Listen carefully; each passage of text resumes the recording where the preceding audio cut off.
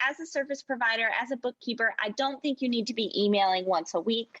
As you listen to more podcasts, you'll probably hear that advice a lot. But I think in this post-COVID world, we're burnt out. As business owners, we are spending all our time online. We are doing our calls online. There's, gone are the days of like, oh, let's just meet for lunch. It's like, well, let's just hop on a Zoom call. Or, if you've got WhatsApp or Telegram or Boxer, oh, send me a voice. We're on our phones and our computers all day long. Welcome back to the Ambitious Bookkeeper Podcast. This week's episode is another interview I did with Miss Liz Wilcox. She's here to talk about how to get started with using email marketing in your bookkeeping business. I'm super excited about this. We're going to talk about what an email list is and why it's important for all businesses, some simple ways to get people on your email list, the framework that Liz recommends using, setting up welcome sequences. She talks about the biggest mistakes people make in their email newsletters and how often you should be emailing your list and what to put in your emails. We covered so much in this short 40-minute interview. I'm super excited to bring it to you. So let me introduce Liz to you and we will get going. Liz is an email strategist helping bloggers build online relationships, package up their magic, and turn it into emails that people want to read and, most importantly, purchase from. In a span of 3 years, Liz founded, grew, and sold a successful blog. Since selling the blog, she's helped her clients master their sales by leveraging the power of strategic email. Offline, Liz lives in Florida, loves to run, and is a walking 90s pop culture encyclopedia. All right, without further ado, here is Liz. Well, welcome, Liz, to the Ambitious Bookkeeper Podcast. I'm super excited to have you here.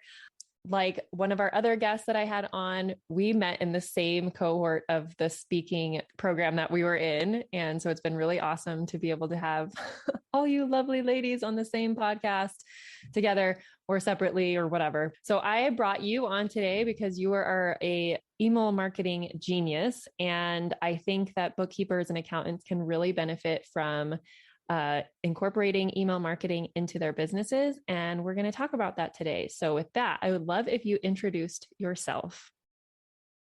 Sure. What is up? I am so excited. I am not a bookkeeper, but I am ambitious. So this is perfect. I'm so excited. And like Serena said, yeah, we met in this, what she doesn't say, or maybe she hasn't mentioned, is we did this speaking thing together. It was like a group program, but it was right at the start of the pandemic. And so everyone was showing up to every call. It was like nothing else going on. And so we formed this, I think this really like unique online friendship and like kind of, I don't know, like a cheerleading squad where I know I'm still checking in with everybody. So that's a side note. So basically what I do is when people, you listen to podcasts like this, you go to webinars on how to build your business and people say, oh, get yourself an email list and get people on an email list. And then you can sell them whatever, or book your services, get them on a call with you. But then, you go to sign up for an email service provider, or you sit down to write an email and you think, oh my gosh, I have no idea what I'm doing. I don't know what to write. And you feel kind of stupid. Well, I help eliminate all that. I have a 3-step framework that is super simple. I always tell people I'm a 2-step chick. If it takes 3 steps, I'm out. And so I want to make sure that everyone knows email marketing is for them, and it really can be simple. Awesome. Well, thank you, Liz. How did you get started with email marketing? Well, I know your story, but I would love for you to share with our listeners how you got into it. Sure. So first, I just want to mention, if you are new to business and you're just starting, you see the email marketing, you start Googling, a lot of other marketers out there, they normally start off as copywriters. They're really good at writing. You get people like Serena to hire you, and you write the emails for the launch, you write the social media copy, the Facebook ads, stuff like that. And then you realize, hey, I'm really good at this. I could do it for myself. So that's how a lot of email marketers get their start. I actually got my start as an RV travel blogger, and I was doing all the things for myself. I was, like I just said, writing the blogs, writing the emails, listening to podcasts like this. And I just kept hearing, the money's in the list, get an email list, get an email list. And I said, well, mama didn't raise no fool. I'm going to get an email list. If these people say this is where the money's at, I need the money. So this is where I'm going. And I started the email list. I launched a few products. I wasn't a service-based provider like you are, but launched some products, did some things, and I realized that I was really good at selling through email. People were really engaged. They would open my emails, and then when I would sell them something, they would buy. And I thought, hey, this is awesome. And I say, my big claim to fame is I decided I was going to launch a course. And so I got a wait list going. That's something where you say, hey, are you interested in this? Click here and I'll add you to the list to be informed, something like that. And I did that. I had 141 people that were interested. And by the end of cart close day, by the end where I said, hey, no more sales, I'm cutting this thing off, I had made 141 sales. So I started telling that story. I know you can't see Serena's face, but her eyebrow just touched her hairline. So I started spreading the news, as Sinatra would say. And I had all these copywriter friends, and they said, oh my gosh, that's crazy. And, how did you do it? How did you do it? And I realized that people like that were asking me, maybe this is something I need to go all in on. And so I ended up selling that RV travel blog.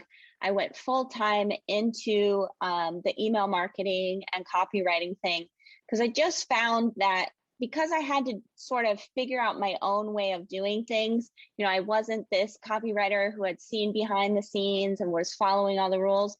I had actually developed my own framework that was pretty darn simple. Like I was living in an RV, with a toddler. She didn't care about me writing emails or trying to sell something or book a call, so I had to write these emails really quick.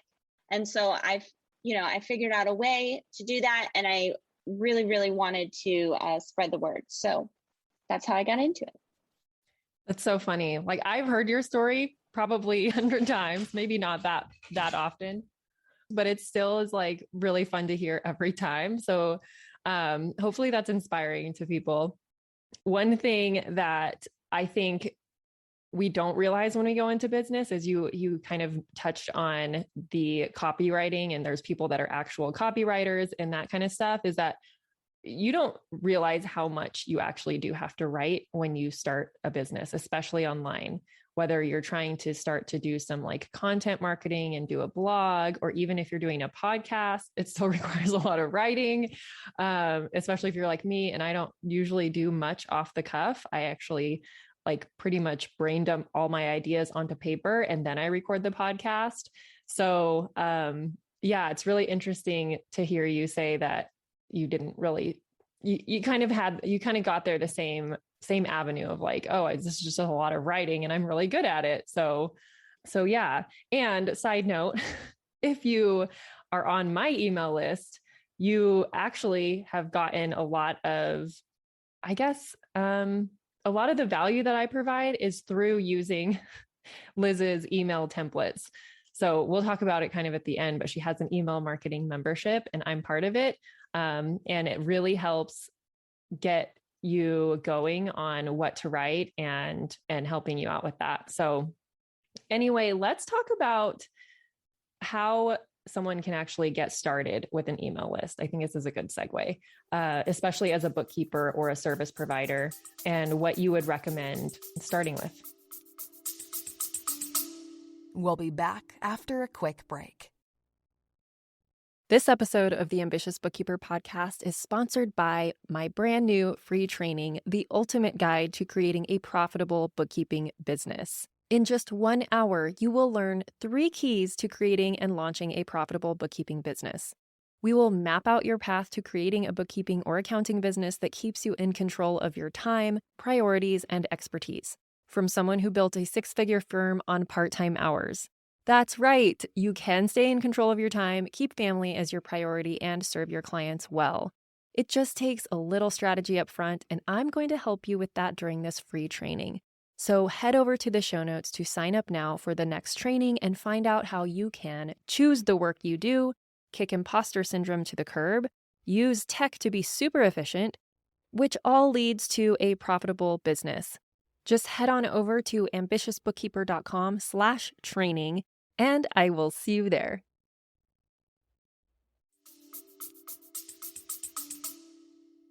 Yeah, so I started this new email list with the email marketing. Of course, now a lot of my income, I think almost half nowadays, is from digital products. But at first, I knew I wanted to start off as a service provider. I'm sure Serena's told you, that's where you can make, you can just quickly get clients, start building up a business for yourself. And so that's what I was going to do with copywriting.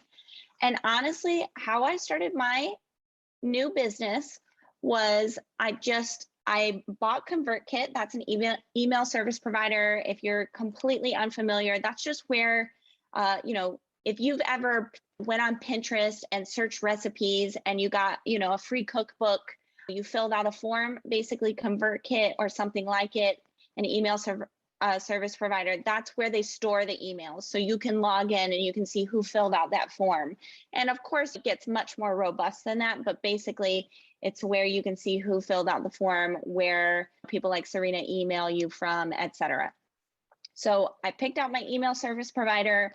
I made a quick page that said something like, hey, I'm really good at email. Do you want to know what I know? Sign up here. Very simple. The same way you could say, hey, I'm a bookkeeper. Do you need one? Sign up here and let's discuss, or whatever. You can start very simply. So I created that page. Then I went over to good old Facebook. Thanks, Mark Zuckerberg. I went over to Facebook. In my personal profile, very simply, I just wrote, hey, friends, something about the success I've seen with email marketing and how I'm a good writer. If you are interested in tips like this, sign up. I'm sure you've Googled it, or you can Google it now. You can see, create a freebie or a lead magnet or something like that. I literally just said, get on my list and I'm going to give you my tips for copywriting and marketing. And so the same way you could say, get on my list and I'm going to give you tips for keeping your books, or, how to whatever you think your biggest strength is within the bookkeeping spectrum there. And then just see what happens, right? I know personally, I had a lot of social proof. People had seen me build 2 businesses beforehand. So of course I got quite a bit of people, but if this is something new, you also might, do several posts like, hey, I'm going to share this tip on bookkeeping. If you own a business and you need to know about X, sign up here. You can do it several times, and you can do it right from your personal page or your Instagram, whatever social media you use the most. I also recommend, I think, and Serena, you might be able to talk more about this, where a lot of business owners live, is LinkedIn. So you might start a LinkedIn profile and start blasting it out there. Here's my tips for keeping your books. Here's my tips for X, however you want to phrase it.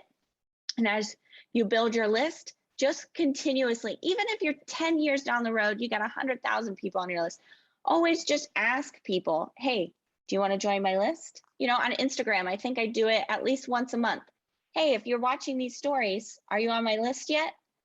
Let me know and I'll add you.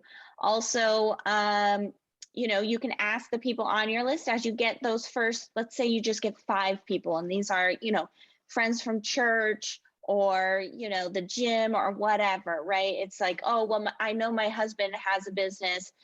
He needs a bookkeeper. I'm going to recommend him.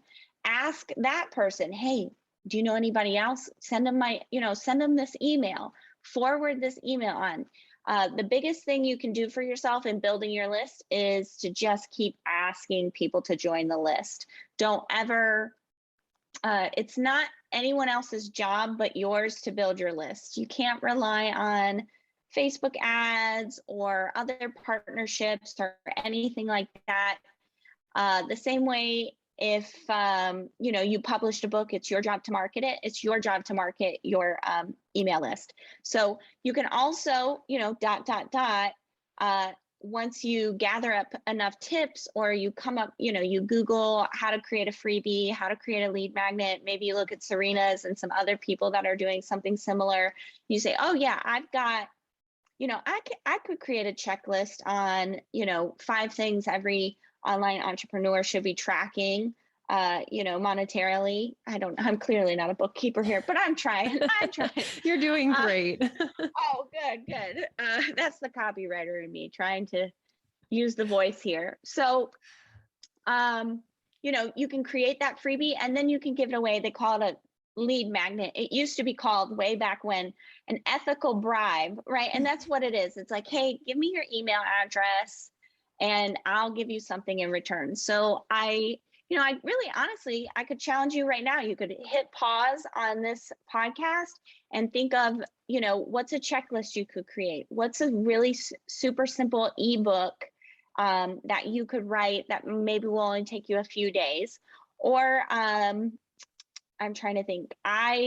What's a like a spreadsheet that you use for your clients that you could templatize, that you could say, hey, everyone can use this, something like that. Take a couple minutes, pause the podcast, write it out, and then go to your calendar, block off an hour and go create it. You can use Canva. I don't know much about spreadsheets, clearly. I'm sure Excel. I think that's the name of it, right? Yeah, Excel or Google Sheets. A lot of people are creating stuff in Google Sheets. Yeah, Google Sheets. That was the other one. I clearly have an ambitious bookkeeper. I am not one. That's great to hear. Yeah. And so, and just go from there. Also, some more list building tips you can get into community. I'm sure Serena has a bunch of resources on this, probably a podcast episode on picking who you're going to target, who you want your clients to be. And, go into Facebook. Where are those people hanging out? Go in there. Provide that. Don't just go in there and start, hey, I got a checklist. Hey, Liz Wilcox told me to give you this spreadsheet. Bada bing, bada boom. I'm a millionaire now. No, provide value. Become the expert in that group. Like, oh, you've got a bookkeeping question. I know, I'm going to tag Serena. I'm going to tag Christina. I'm going to tag Lance, whatever, and just be that person. Oh, anytime someone has a finance question, a bookkeeping question, whatever your thing is, be that person. That way you become, the go-to in that group. And I'd say pick 2-3 groups like that, and, you're going to have solid signups for sure. Yeah. That's also a great way to figure out what you want to, have in your emails, right? In the newsletters, which we haven't really talked about that part of it, but figuring out what kind of content to provide, being in those groups and looking at what people are struggling with around bookkeeping or finances, or even just general business stuff. Most of it usually does tie back to money in some way. So that's going to be your idea bank, basically, for the things you're going to be emailing about. So let's get into how to start providing value in email and what your approach is, because I love your approach. It's very unique. I'm one of those people that doesn't like a lot of fluff. I'm very straightforward in my emails. They're pretty short and sweet. And most of my podcasts are too, other than the interviews, but everyone has their different approach and their style, but I love yours. So can you please talk about it? Sure. First, I just want to say, can we all give Serena an applause for that segue? She did that so well. I was like, oh, dang, suddenly we're talking about this. And that was y'all need to leave her a review, because she is a really good interviewer. I've done almost 50 podcast interviews in 2021. And holy crap, I was wondering how we were going to segue, and you just did it. So that's awesome. I love the idea bank, going into groups, asking those questions, things like that. When you do write your emails, well, first I want to say you've got to have a way to welcome these people into your email list. I mentioned my 3-part framework. So first you've got a follower, right? Somebody finds you in that Facebook group, or you start an Instagram and you're building it up there with hashtags or whatever the strategy. I'm not an Instagram person. I'm telling you a lot of things I'm not in this podcast. But anyway, then you get them on your list. I just gave you a couple ideas for that. And then what I want you to do is turn them into a friend, because people buy from people they trust. And that's when you can turn them into a customer. So it's follower, friend, customer. And so the best way to do that is, you've got to start the friendship somehow. And so I want you to craft a welcome sequence. And basically that's just 3-4 emails where you're setting expectations for what is gonna go down. And basically the biggest thing I want you to know about the sequence, you can get one that I've already written, but basically you have to tell them you're a business. Of course, you're gonna give tips, you're gonna share updates about your life and business, but they have to know up front that you are a business. The biggest mistake I see people making when they try to, either, if they're starting a blog or they're starting this service provider thing like you're doing, is they don't explicitly say, hey, I'm going to offer you, something that's paid, right? And so somewhere in that welcome sequence, you want to say, I'm going to offer you free and paid resources, or in your case, free and paid services, right? And that way it just kind of flips a switch in the back of their head that says, oh, hey, Serena charges for the stuff she does. Okay. If they don't like it, they're going to unsubscribe. It'll sting the first few months, but eventually you won't even see it. I promise. Just like most things, right? And so then once you have that established, like, hey, I'm a business, I'm going to offer you free and paid services, right? I'm going to give you tips. I'm going to give you tricks, all those things that I, promised you when you signed up. But I'm a business. I have a stomach. My kids have stomachs too. Like, I need to feed them, right? They're clawing at the door right now. Okay. And so that way it's so easy to segue into this newsletter. And as a service provider, as a bookkeeper, I don't think you need to be emailing once a week. I do, as you would listen to more podcasts, you'll probably hear that advice a lot. But I think in this post-COVID world, we're burnt out as business owners. We are spending all our time online. We are doing our calls online. There's, gone are the days of like, oh, let's just meet for lunch. It's like, well, let's just hop on a Zoom call. Or, if you've got WhatsApp or Telegram or Boxer, oh, send me a voice. We're on our phones and our computers all day long. And so you have to realize what kind of customer or client that you're talking to and think about their level of, I don't know, can I say give a damn about their inbox? And so, if they're feeling very burnt out, if you're targeting solopreneur online marketers that are single moms, they might not want to hear from a bookkeeper every single week, maybe every other week or once a month when you curate something. But anyway, that's something I want you to put your critical thinking cap on. And also I want to, asterisk here, you might not get it right the first time. It might be too little or too much the first time. Don't be afraid of that. Don't be afraid to make mistakes. We're all going to do it. Okay. So within the newsletter itself, when you're sending things out, I want you to provide value. What you have to know is people don't care about you. They care about what you can do for them. And so when you write an email through that lens, it's going to make it a little easier. And hopefully that takes the pressure off, because as you look more into email marketing, you're probably going to hear advice like tell more stories. And I think that advice is dusty. It's old, it's stinking. It's not for every single business to be telling stories. Like I said, if you're targeting, business owners that only have a team of like 1 to 3, they don't want to read stories. They want results. Mm-hmm. Okay. Like they just need the help. So get in and get out. I will say this though, the reason why you hear a lot about storytelling is because we're humans. Serena started this podcast. Liz, tell me your story. How'd you get into this?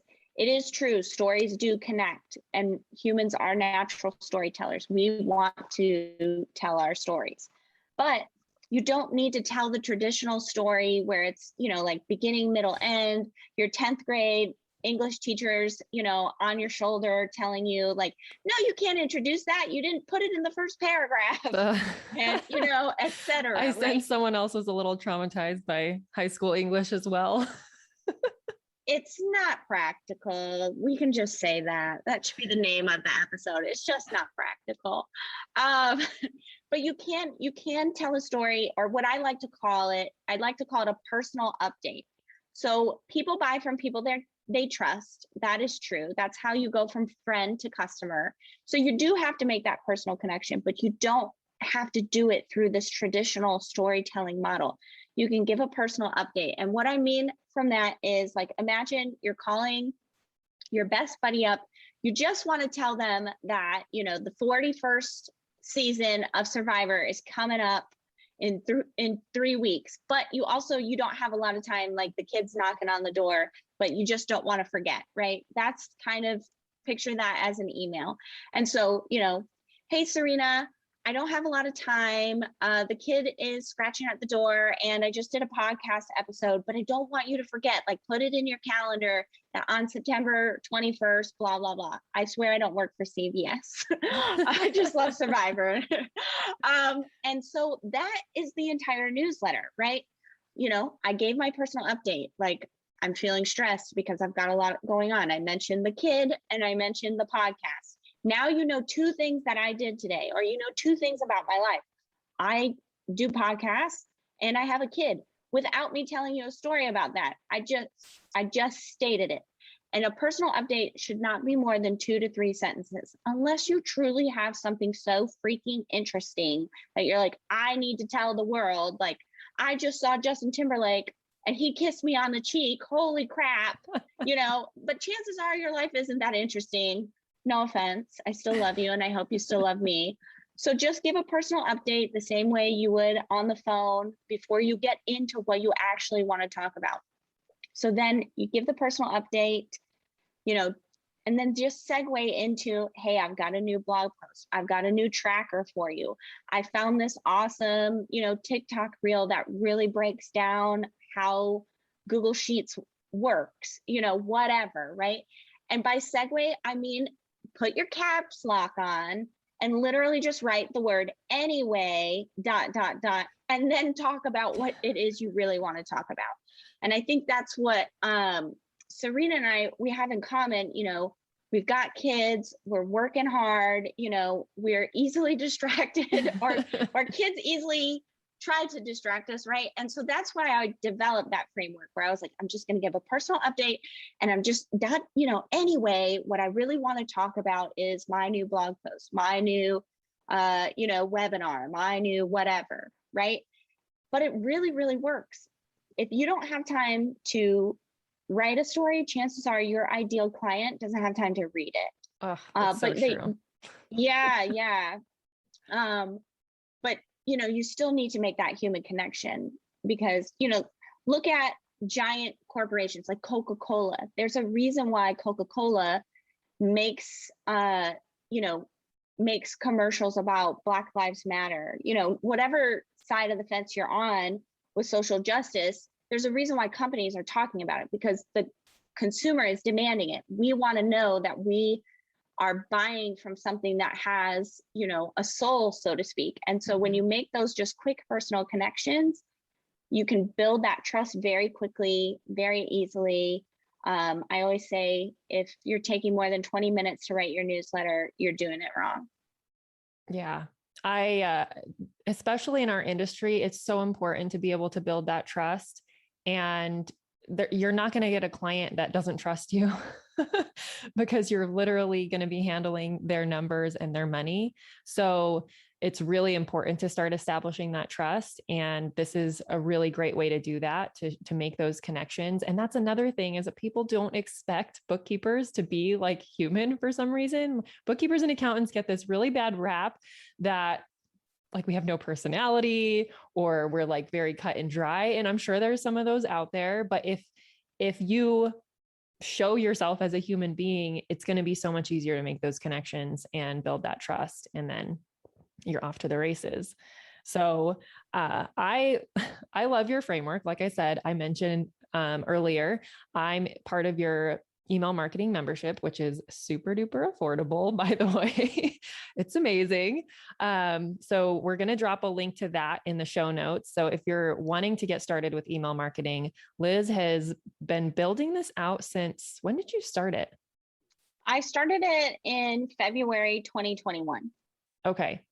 So quite a few months worth of content that's already built out in there. She's got educational videos, and I honestly, full transparency, I don't log in to go search for things. I wait for your weekly email that comes to me that says, here's your weekly email for this week. And if I need one, that's the one that I use. Unless I have something really specific going on, then I might go back into the archive and see like, maybe this one will work better for what I have going on this week. But most often I just pull from whatever you emailed us that week to say, and then I build my email around that. And sometimes it's just what I need in regards to inspiration. So sometimes I'll read your email and it'll just spark an idea. And then I will have written my own email in under 20 minutes. I don't spend more than 15 to 20 minutes on my emails either. And, so whether I use your exact formula from that email or your exact, whatever you call it, the template or whatever. Yeah. Mm-hmm, so you have the templates, you have examples, whether I follow that template to a T, or if that template just sparks an idea in me, either way, it's a win because then I've gotten my email written. And let's jump back real quick to what you said about you don't think it needs to be a weekly email. And my listeners are probably like, what are you talking about, Serena? You email us every week, but you're a different audience than bookkeeping clients. I don't email my bookkeeping prospects or my bookkeeping email list every week. We do it about once a month. So that works for the cycle of accounting. We usually email right at the beginning of the month saying, here's the deadlines you need to watch out for, or tax deadlines that are coming up. Here's a little checklist to get you going on reviewing your numbers for the week. Oh, and by the way, if you want help with this, we meet with our clients monthly. Book a call if you're interested in signing up for monthly bookkeeping. And then we always make an invite. We always make an invite to work with us. And then we also send pretty much the same email to our actual clients, but without the, are you interested in working with us? Because they're already working with us, but instead they get a link to book their monthly call. So pretty much the same email, just repurposed. And yeah, like I said, it's only once a month. And I think that's perfect for that audience or industry. Yeah, I totally agree. I think so. For me as an email marketer, there are a million of me. We're all trying to get your attention. I do it with in-sync posters and GIFs. Everybody's got their style, but I think with bookkeeping, it's a little different. People think of it as, they come at it from a different perspective. And like I said, maybe they don't buy every single time, Serena's like, hey, book a call, right?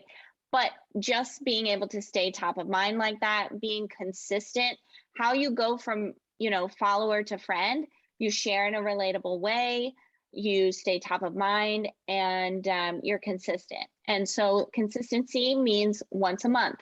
And like I said, with that welcome sequence, you're going to tell them, I'm going to email you once a month. I'm going to email you, on the 15th and the 1st. And this is what's going to be inside. And that's where you say, I'm going to keep you updated on the latest tax data. I'm going to blah, blah, whatever. Also, free and paid resources. That's when they see the book a call or the invitation for something that you're selling. Oh yeah, she said she was going to do that. And also just, that's very relatable content. That's what they need, right? And if you just add that little personal update, it gives you that personal touch where it's like, yeah, this is a bookkeeper. This is a financial, like very business, you can't see me, but I'm like tightening my tie thing. But it's like, oh, this is a person. And I loved that Serena said that, because my bookkeeper, I actually met at an RV rally. And I was like, oh, you're a bookkeeper? I'm starting this new business. Oh my gosh, please help me.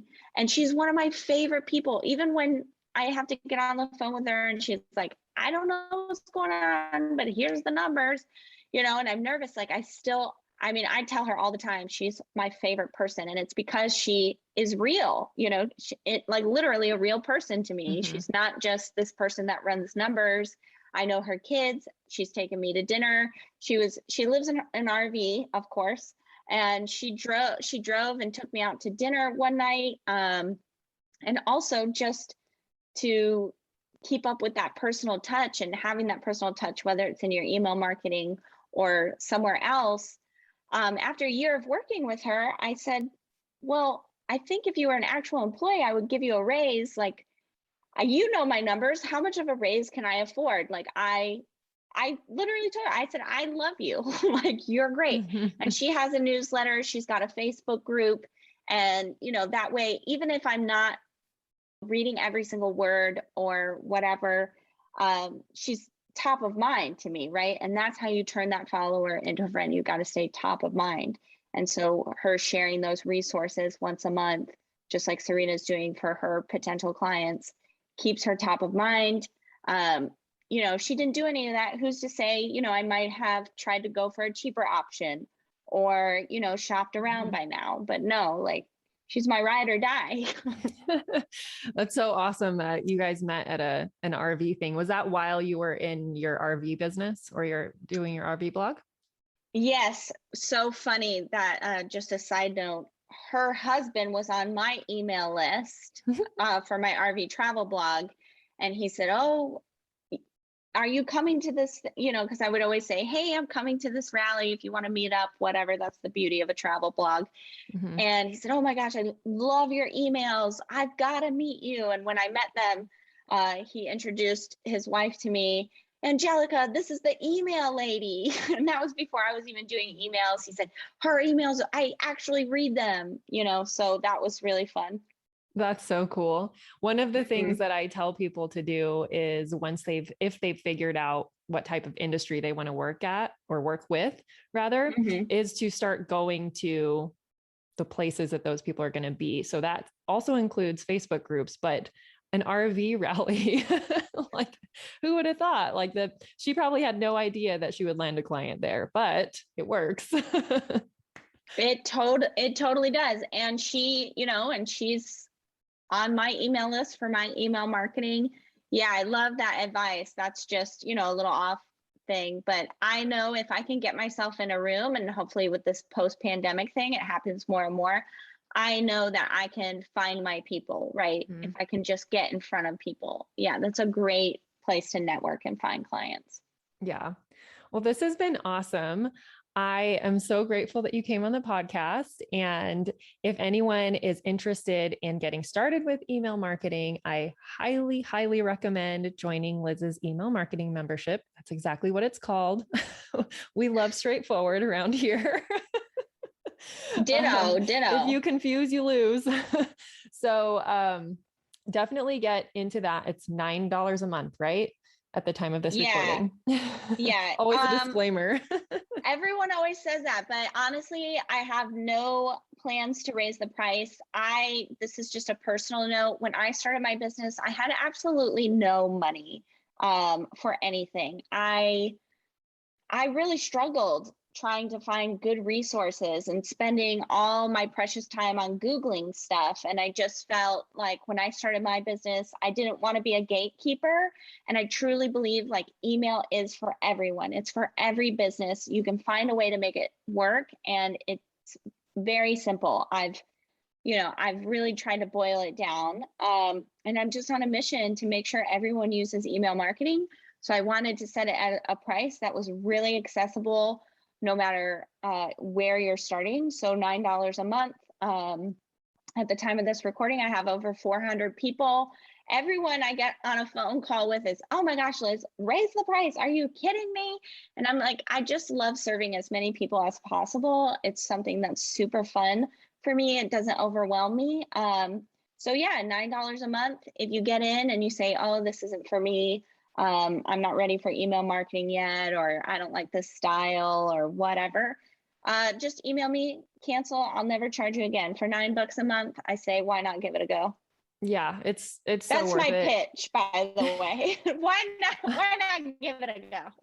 Yeah, it is so worth it. I highly encourage you to go in there and check out all the resources she has, and it'll help you get started. It really does take the overwhelm and the scariness out of it. And I love that it's $9 a month because it comes right to my inbox. Like I don't have to log in anywhere to find anything. And it's literally right there every week. I think on the same day that I usually sit down to write my email too. So it's perfect timing for me. I see it come in my inbox and I'm like, oh yes, I need to write my email this week. I'm just going to look at the template and go. And the convenience factor is amazing because I don't have to, like I said, don't have to log in anywhere special. It's just a link out to a Google Doc and it's great. So thank you. That's how so I can much. afford $9 a month. There's no login. You just get it. Yeah. Sometimes you don't need to complicate things and have all the fancy bells and whistles and it works. So with that, thank you again for coming on the podcast. Follow Liz on Instagram at the Liz Wilcox, right? That's your handle. We'll link it below. Are you active anywhere else or just pretty much Instagram? Instagram is where I spend most of my days. Okay. Yeah. And it's funny because you said you don't know how to do Instagram, but you're always on stories. I don't even know if you post to your feed. I don't post I just post a story when I'm feeling froggy. Yeah. And usually it's about InSync. And then it's like, oh yeah, I'm an email blogger. Here's some email tips. Yeah. I always love watching your stories. So that's a great pitch too, right? Yeah. Awesome. Well, thank you, Liz. And we will talk to you soon. See you guys on the next episode.